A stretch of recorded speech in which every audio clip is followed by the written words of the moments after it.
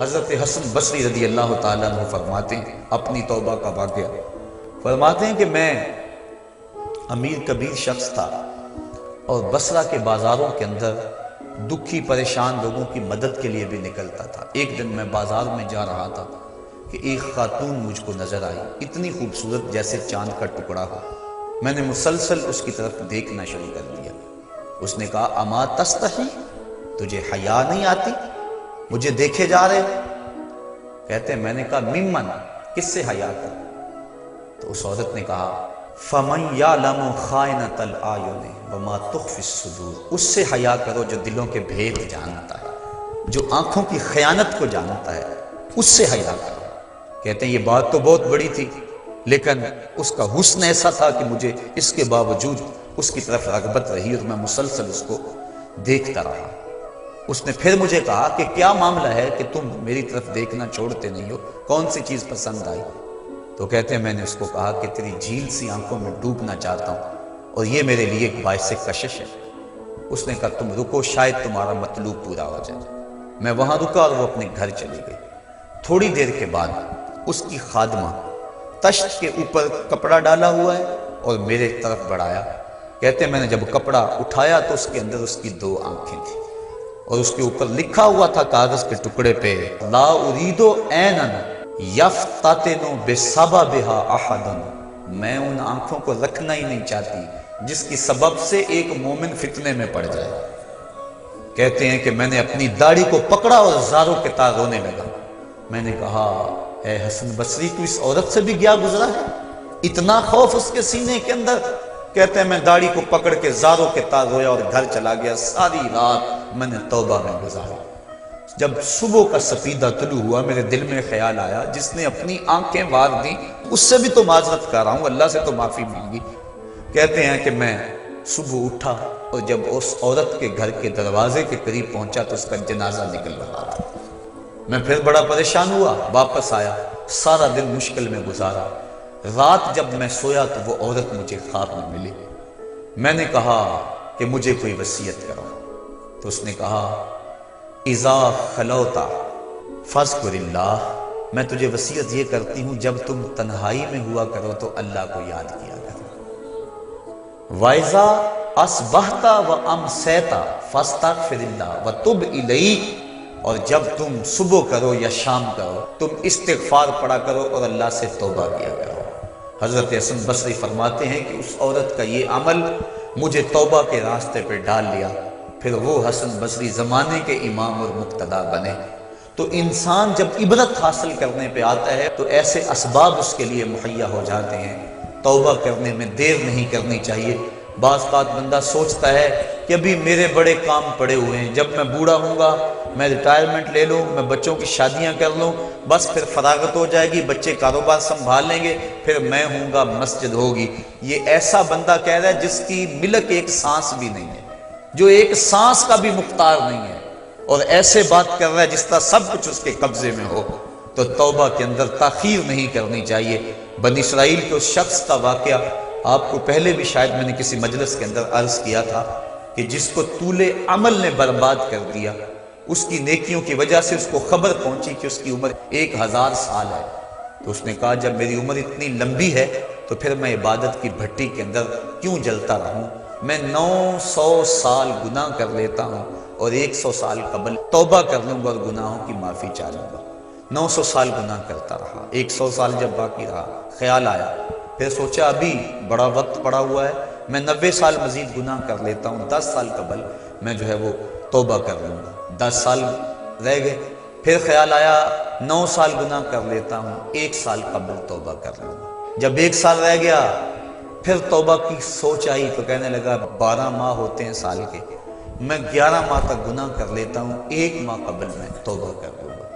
پھر 1 ماہ بھی گزرا، ہفتے تک بات پہنچی، حتیٰ کہ 1 دن رہ گیا، اور پھر وہ کہتا تھا بھی فلاں فلاں گناہ میرا رہتا ہے وہ میں کر لوں۔ ایسی لت پڑ گئی تھی گناہ کہ بنی اسرائیل کا وہ شخص کہ جو اس انتظار میں تھا کہ بس یہ گناہ کر لوں اور یہ گناہ کر لوں پھر توبہ کر لوں گا، اچانک موت آئی اور موت نے اس کو دبوچ لیا اور وہ توبہ کے بغیر مر گیا۔ تو طول عمل، لمبی امید کہ ابھی وقت میرا بڑا پڑا ہوا ہے، پہلے تو پتہ ہی نہیں ہے کہ وقت موجود بھی ہے یا کہ نہیں، اگلی سانس آئے گی یا کہ نہیں، دوسری بات جو کیفیت اب ہے پتہ نہیں آگے ہو یا نہ ہو۔ شیطان کو جتنی مہلت دو گے، جتنی بیماری گھر کر جائے گی، اس قدر ہی اس کا ختم ہونا مشکل ہے۔ اس لیے جب گناہ کرے تو فوراً توبہ کر لے، گناہ مٹ جاتا ہے۔ اور اگر انسان کہتا ہے کہ نہیں یہ کر لوں پھر توبہ کروں گا، تو توبہ کو مؤخر کرنا انسان کو گناہ پر دلیر بنا دیتا ہے۔ اور ایک حدیث میں آتا ہے جب انسان گناہ کرتا ہے تو اس کے دل پر ایک سیاہ نقطہ پڑتا ہے، اگر وہ توبہ کر لے تو وہ مٹ جاتا ہے، دل شفاف ہو جاتا ہے۔ لیکن اگر وہ توبہ نہ کرے پھر دوبارہ گناہ کرے تو دل پر ایک اور سیاہ نقطہ پڑ جاتا ہے، پھر وہ گناہ کرتا رہتا ہے اور دل کے اوپر سیاہی پھیلتی رہتی ہے، حتیٰ کہ ایک دن آتا ہے کہ پورا دل اس سیاہی کی لپیٹ میں آ جاتا ہے۔ اور جب پورا دل سیاہ ہو جائے پھر گناہ کر کے بھی اس کو ندامت اور شرمندگی نہیں ہوتی۔ مومن تو جب گناہ کر بیٹھتا ہے تو محسوس کرتا ہے جس طرح پہاڑ کے نیچے آ گیا، ابھی گر جائے گا اور مجھے کچل دے گا۔ اور منافق یہ سمجھتا ہے گناہ کرنے کے بعد کہ بدن پہ مکھی بیٹھی تھی، ہلکے سے اشارے سے میں نے اس کو اڑا دیا، وہ مکھی کے بیٹھنے جیسی کیفیت کا احساس کرتا ہے منافق۔ تو جب دل سیاہ ہو جائے تو بندہ گناہ پہ گناہ کرتا ہے، زندگی گناہوں سے لتڑی ہوئی گزرتی ہے لیکن توفیق توبہ نہیں ملتی۔ صاحبو، زندگی بیت رہی ہے، ایک ایک لمحہ کٹ رہا ہے، ہم لمحہ لمحہ موت کے قریب ہو رہے ہیں۔ ہم سمجھتے ہیں ہم بڑے ہو رہے ہیں لیکن نہیں، ہم چھوٹے ہو رہے ہیں۔ جب گنتی الٹی شروع ہو جائے کام جلدی زیرو تک پہنچ جاتا ہے، سانسوں کی الٹی گنتی شروع ہے اور ہم لمحہ لمحہ قریب ہو رہے ہیں۔ رمضان کا موسم ہے، جمعۃ المبارک کا یوم سعید ہے، سہانی گھڑیاں ہیں، امٹتی ہوئی رحمتوں کی برسات ہے۔ فرمایا حدیث میں کہ ایک ساتھ جمعۃ المبارک میں ایسی ہوتی ہے جس میں جو دعا مانگو اللہ اسے قبول فرما لیتا ہے۔ اور حضرت عبداللہ ابن مسعود رضی اللہ تعالیٰ عنہ فرماتے ہیں کہ جس نے وضو کیا اور اچھا وضو کیا اور اس کے بعد 2 رکعت نوافل ادا کیے اور اس کے بعد دعا استغفر اللہ العظیم الذی لا الہ الا هو الحی القیوم واتوب الیہ، کہتے جس نے اس دعا کو پھر پڑھ لیا، اگر اس کے گناہ ہیں وہ سمندر کی جھاگ کے برابر بھی ہوں اللہ سارے معاف فرمائے۔ مالک تو گناہوں کو معاف کرنے والا ہے، ہم ہی جہنم میں چھلانگیں لگا رہے ہیں لیکن وہ تو کہتا ہے آجو میری رحمت کے دروازے کھلے ہوئے ہیں، اسیاں سے کبھی ہم نے کنارہ نہ کیا، تو نے بھی مگر دل آزردہ ہمارا نہ کیا، ہم نے تو جہنم کی بہت تدبیر کی، تیری رحمت نے لے کر گوارا نہ کیا۔ اس کی رحمتیں بندے کو آوازیں دے رہی ہے، یا ایھا الانسان ما غرک بربک الکریم، اے انسان تجھے کریم رب کے دروازے سے کس نے ہٹا دیا؟ الذی خلقک فسواک فعدلک فی ای صورت ما شاء رکبک، جس نے تجھے پیدا کیا، جس نے تجھے تخلیق کیا، تجھے حسن اور جوانی دی، تیرے اعضاء کو توازن اور اعتدال دیا۔ ذرا دیکھ تو صحیح، ماضی کو جھانک کر کے تو دیکھ، تیرے ہاتھ تھے پکڑنے کا سلیقہ نہیں تھا، تیری ٹانگیں تھی چلنے کا طریقہ نہیں تھا، تیری زبان تھی بولنے کا اسلوب تجھے نہیں آتا تھا، تو دودھ بھی مانگنا ہوتا تو روتا تھا۔ ہم نے تیری ماں کے سینے میں تیرے لیے پیار ڈال دیا، اگر ماں کے سینے میں پیار نہ ڈالتے بتا تو بچہ تھا، تیری گندگی سے لتھڑ جاتا تھا، ماں صاف کرتی تھی، اگر ماں کے سینے میں یہ پیار نہ ہوتا تجھے کیڑے پڑ جاتے۔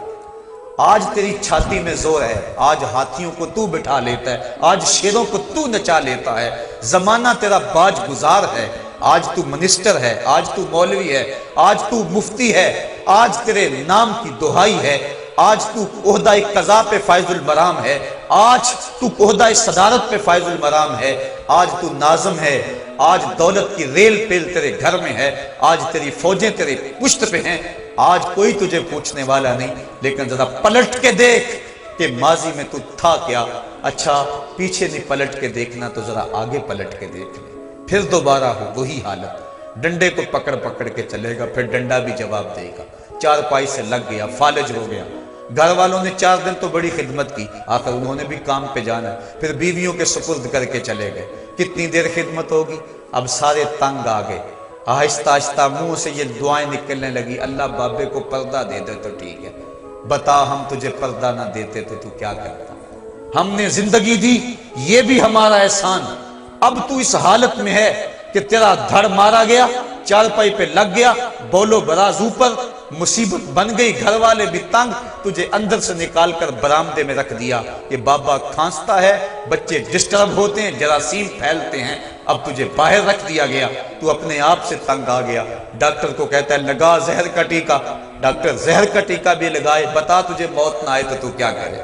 ہم نے تجھے زندگی دی، یہ بھی ہمارا احسان، فَأَمَاتَهُ، ہم نے تجھے موت عطا کی، یہ بھی ہمارا احسان، فَأَكْبَرَهُ، اگلی کہانی بھی سن، کتا بھی تو مرا تھا، گھسیٹ کے روڑی پہ نہیں ڈال دیا؟ بکری بھی تو مری تھی، گھسیٹ کے روڑی پہ نہیں ڈال دیا؟ اگر تجھے بھی پکڑ کے روڑی پہ ڈال دیا جاتا تو کیا کر سکتا تھا؟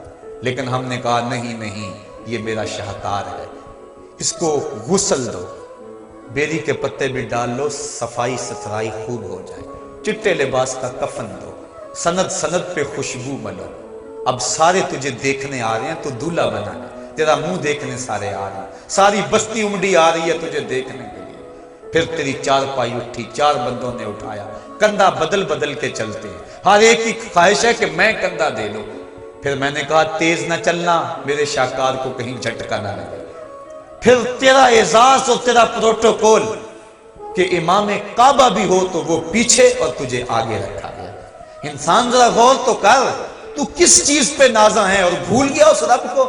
آجا، اس کی رحمت کی باہیں کھلی گئی، وہ بلا رہا ہے تجھ کو، آجا پلٹ کے آجا، آنا تو تو نے ہے ہی، کل جو کفن میں منہ چھپا چھپا کے آتا پھرے گا، آج کھلے منہ آجا، اس کی رحمتیں آواز دے رہی ہیں، یا ایھا الانسان ما غرک بربک الکریم۔